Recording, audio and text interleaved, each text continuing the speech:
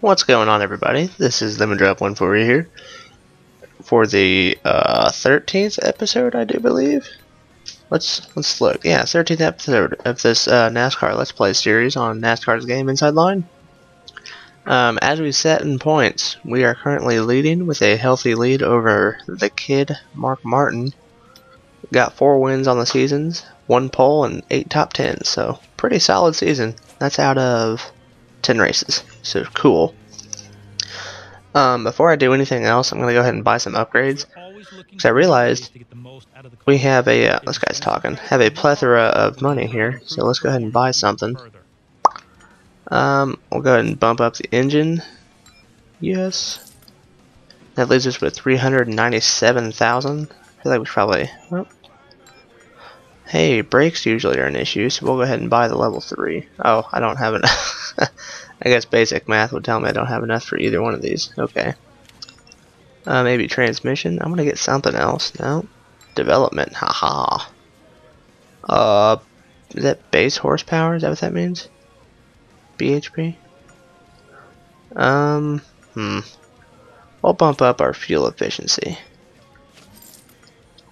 And our qualifying. Just because I like to play the fuel strategy, and qualifying kind of is a weak spot for me. Not sure why. But last race we went to Talladega and pretty much dominated, so Darlington, that's not that won't happen because I'm not very good here. But it's something about running the outside line that just doesn't fly for me. But I'm gonna do my best, by golly. And I don't know, there's just, I don't know, the whole Darlington stripes or whatever, that's just, I don't know. If you're on a track where everyone's going to hit the wall, I feel like you need to change the track a little bit, maybe. I could just have that opinion because I'm not good here, but we'll see how this goes. I'll see you guys after practice. Later.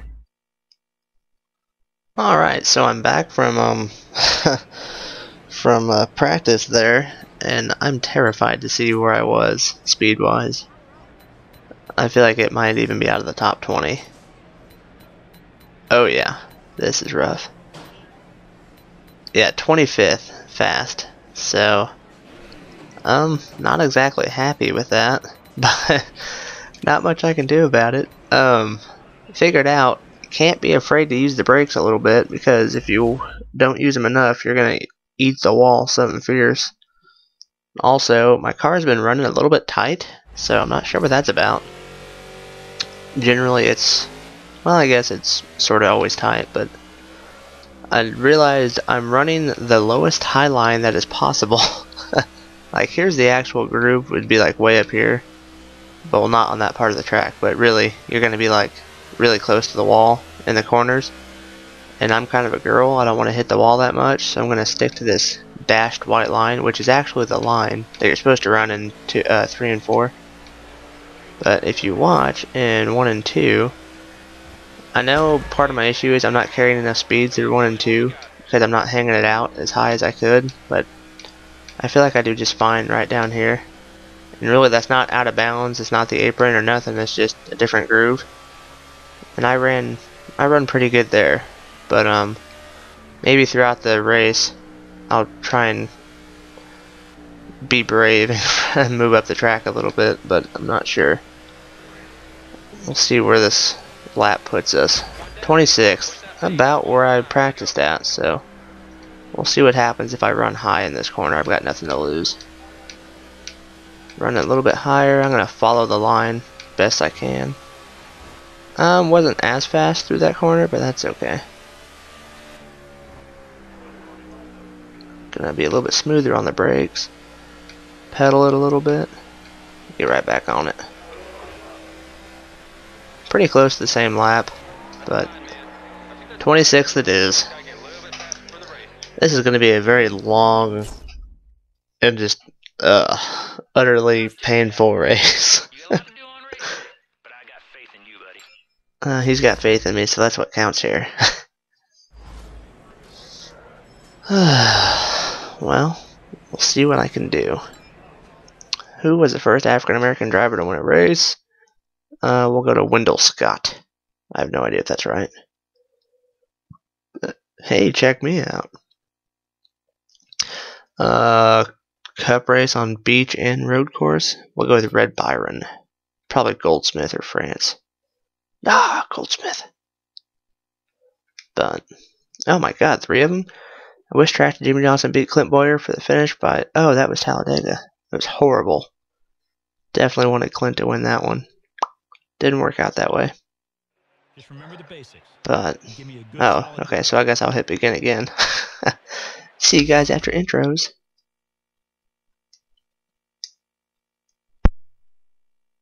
It's Mother's Day weekend, and we're at one of NASCAR's most historic racetracks, Darlington Raceway, for the Bojangles Southern 500. Mike Joy with Darrell Waltrip. Well, you call it Darlington. I call it the Lady in Black. I call it the Lady Too Tough to Tame. This place, Mike, is a driver's track. It's one of the crown jewels. It's the one you want to have on your resume. David Pearson's won here a dozen times. Jeff Gordon, 7 victories here. Who do you like? I like Jeff Gordon. You know, he's been on a roll lately. I like Jeff Gordon, but Jimmy Johnson will be right on his tail. It's narrow, it's fast, and the wall is unforgiving. Who this evening can tame the track too tough to tame? So yeah, like they said, the wall is very unforgiving. Oh, and I get to start on the outside. Phenomenal. Why is it I'm always on the outside whenever I absolutely do not want to be? Ugh, whatever. I don't know how hard they're going to brake in this corner either, so I'm going to let off early, give them some time. That wasn't as bad as I thought. Well, hi, Miss Danica. Got my face! But interesting fact about Darlington, I don't know if you guys know why it has one bigger corner and one smaller corner, but when they bought the property for the track, the adjacent landowner had a big pond, and they were laying the track out, and I thought, holy crap, we've got this laid out and it doesn't fit on our property. And so they went to buy the property from the adjacent landowner, and he said he would sell it to him, but they couldn't take the pond out. And that was part of the contract, is if he agreed to sell the small portion to finish the track, that they could not mess with that pond, because he still wanted it. And so that is why one corner is smaller, because just outside the track on that smaller corner is a pond. So they had to squeeze it in there. See, he ran up the side of me, so screw you, Burton. Good save, though. But yeah, I need to quit talking and focus a little bit, because I'm getting run over. I think if I'm going to have any chance at having a decent finish, it's going to be because of fuel strategy. And if we have a bunch of cautions, then that's out the window, so I'll just have to cling on to whatever I can get a hold of. But yeah, a little bit of interesting history on the track. Now, I mean, my facts could be a little off about the buying it and all that stuff, but that's essentially how it went, was they couldn't move that pond. So I always thought that was interesting. Oh, something else about this track.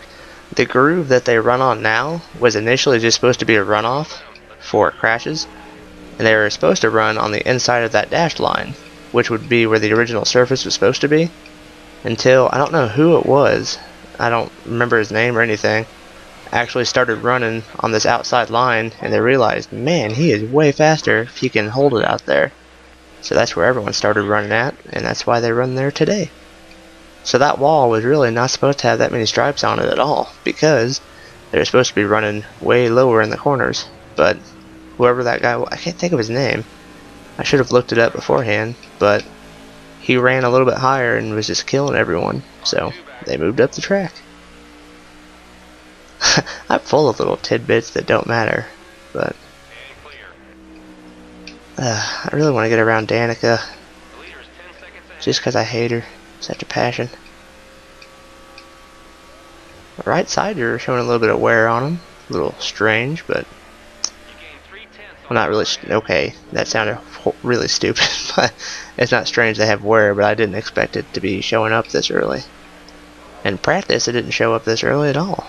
I don't know what that's about. I know, obviously, it's night times. Maybe the track temperature's eating it up a little bit more because it's a cooler track. I don't know. But I am catching Danica with my line, so I'm just gonna... Oh, don't touch it. Whoa. So I'm just gonna run with her. Go a little under you. See you later. I didn't even touch her there. I did hit the wall, though.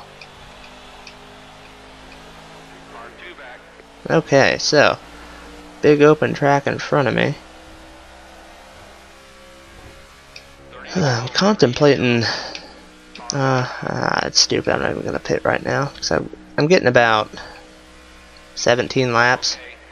That's like stretching fuel a little bit, about 17 laps. And 17 times 2. I believe that's 34. So, yeah, it's going to be more than 2 stops. But if I can make it in 2 stops and save fuel, but that would require a long green flag run. Which I'm not sure how that's going to go on this track. Maybe it will stay green a long time. I don't know. It's looking like we might have some green flag runs because, wow, she caught me there in that corner. I'm trying to baby it a little bit because I don't want my tires to wear out. But it's looking like the field is stringing out a little bit because it's pretty much a 1-lane track. So maybe we will get those long green runs. So we'll see. Hopefully we do. Because I'm not sure what the issue is with the computers, but they apparently lack the ability to save fuel. So they're just like, oh, I need to save some, I better floor it just like I have been. And then they run out and have to pit with, like, on the last lap they have to pit. So I'm not sure what that's about. But it's okay, I'll take advantage of it. I'm that kind of guy. I'm really not feeling good about myself having this much of a battle with Danica Patrick. Like, the most worthless driver there is. You guys ever notice? I'm gonna go on a little rant here. Have you ever noticed, like, during the NASCAR races, if you guys watch the real ones, she could be running 35th, and they'll have the camera on her. It's like, why are we watching the driver in 35th place? No one cares. Like, oh, she started in 42nd. She's on a run. Really, douchebags? 7 spots? I don't think that's really a run. Granted, if someone started in 8th and they were leading the lap in like 4, or they were leading the race in like 4 laps or something, that'd be pretty impressive. But you know what? She's back there with the starting part, guys. So it gets under my skin quite a bit when they're like, oh, look how good she's doing. Like, whatever. She's surviving. Did she crash? Oh no, she's pitting. I'm like, how'd she manage that? But I know it kind of grinds my gears, I guess. So let me know what you guys think about Danica, because I can't stand her. But if you're like my grandpa, you're just in love with her because she can do no wrong. But I noticed we went to the Kentucky race last year, the nationwide race, and that's when Danica was full-time nationwide. And we went with my grandpa, and it seemed like everyone that was a Danica fan was either a little kid or an old man. Which is kind of funny because I, being an Austin Dillon fan, obviously I had my Austin Dillon hat and shirt on because I was looking good like that. And my grandpa decked out head to toe in Danica. And my dad, I think he had like his Gordon stuff on. God, what are you doing, man? I swear to God. I just said how I was an Austin Dillon fan, and he goes and does that to me. Oh my God, my engine temp is pretty high. Wow, somehow it didn't have any damage. Hardly at all. That's lucky. Whew. Anyway, what was I even saying? Oh yeah. We were all sitting there, and it was funny because there were like 6 old men around us. Like, not like right next to us, but just in the vicinity with their binoculars, and all of them were just like scoping out Danica's car. I told my grandpa, I'm like, you know she's not even in the car now, right? Because it was like just before, it was just after they pushed the cars out in pit row to line them up. So like the drivers weren't even suited up yet. And he's just like scoping it out, waiting to get a glimpse of her. I'm like, you're a pervy old man, you know that? He's like, hey, I gotta see what I can. I'm like, whatever, grandpa. But basically, I hate her face. I don't know about you guys, but if she crashed every race right off the bat, it'd be completely okay with me. Just because seeing her fail makes me happy. Does that make me a bad guy? I don't think so. I think it makes me opinionated, but not bad. Just now realizing I'm about to run out of gas right here. Hopefully I can coast around to the pits. I think I'll be fine. And I've got the whole field a lap down, which is pretty cool. I'm gonna go ahead and start braking early. I don't know where the entrance to pit row is. That's probably something I should have looked at beforehand.